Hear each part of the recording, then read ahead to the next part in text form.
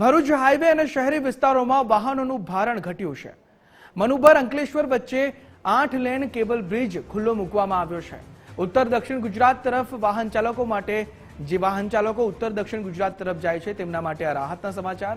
Vadodara express હાઈવેથી સીધા અંકલેશ્વર પહોંચવું હવે સરળ બનશે। 8 લેન કેબલ બ્રિજની ઈંધણ અને સમયનો મોટો બચાવ આ બ્રિજના કારણે હવે થશે। 817 કરોડના ખર્ચે 100 વર્ષની ગેરંટીવાળો બ્રિજ નિર્માણ પામ્યો છે। રેલવે બ્રિજ બંધ થાય તેવી સ્થિતિમાં પણ કેબલ બ્રિજ કાર્યરત રહેશે। આ એક મહત્વના અને સારા સમાચાર જે લોકો ત્યાંથી રોજ પસાર થાય છે તે લોકો માટેના છે। केबल स्टे ब्रिज, क्योंकि केबल स्टे ब्रिज की रिक्वायरमेंट लॉन्गर स्पैन्स के लिए होती है, जो कि आप बोल सकते हैं मे बी 150 या 200 से ज्यादा उसके लिए केबल स्टे आता है, तो वहां पे वो इकोनॉमिकल होता है। उसमें पाइलन की जो हाइट है, ये आपका पाइलन है, पाइलन की हाइट भी आपकी उसमें बहुत ज्यादा बड़ी होती है, उसमें नंबर ऑफ केबल्स भी बहुत ज्यादा जाते हैं। यहाँ पे आप देखेंगे तो 5 केबल इस साइड लगे हैं, 5 केबल उस साइड लगे हैं, ट्विन टावर में सपोर्टेड है। इसकी विड्थ जो है that is almost 24 metre.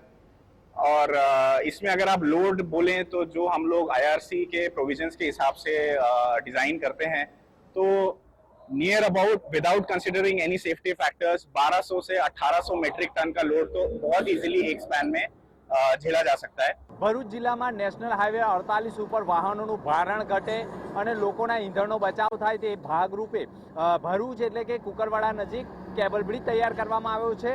4 lane bridge બનવામાં આવ્યો છે અને બંને તરફના વાહન વ્યવહાર હાલ શરૂ કરવામાં આવ્યો છે, જેના કારણે દક્ષિણ ગુજરાત તરફનો જે વાહન વ્યવહાર છે તેમના માટે રાહતના સમાચાર છે। ભરૂચ જિલ્લાની વાત કરવામાં આવે તો ભરૂચમાં બીજો કેબલ બ્રિજ માનવામાં આવે છે। એક જાડેશ્વર ચોકડીનો કેબલ બ્રિજ અને ત્યાર પછીનો જે નર્મદા નદી ઉપરનો જે બ્રિજ છે તે કેબલ બ્રિજ માનવામાં આવે છે। કુકરવાડા નજીકનો આ કેબલ બ્રિજ ખરેખર વાહન ચાલકો માટે આશીર્વાદરૂપ સાબિત થાય તેવા એંધાણો સ્પષ્ટ દેખાઈ રહ્યા છે, કારણ કે જે પ્રકારે બ્રિજ ઉપરથી વાહનો પસાર થઈ રહ્યા છે તેના કારણે નેશનલ હાઈવે 48 હોય, નેશનલ હાઈવે 8 હોય, તમામ માર્ગો ઉપર વાહનોનું ભારણ કરશે। ખાસ કરીને આની અસર આપણને ભરૂચ શહેરમાં જોવા મળશે। ભરૂચ શહેરમાં જે સિટી વિસ્તારમાંથી જે વાહનો પસાર થાય છે અન્ય જિલ્લાના, તેનું ભારણ ઘટશે અને ખાસ કરીને દક્ષિણ ગુજરાત તરફના વાહન વ્યવહારો માટે પણ આ ખાસ કરીને આશીર્વાદરૂપ સાબિત થઈ રહ્યો છે।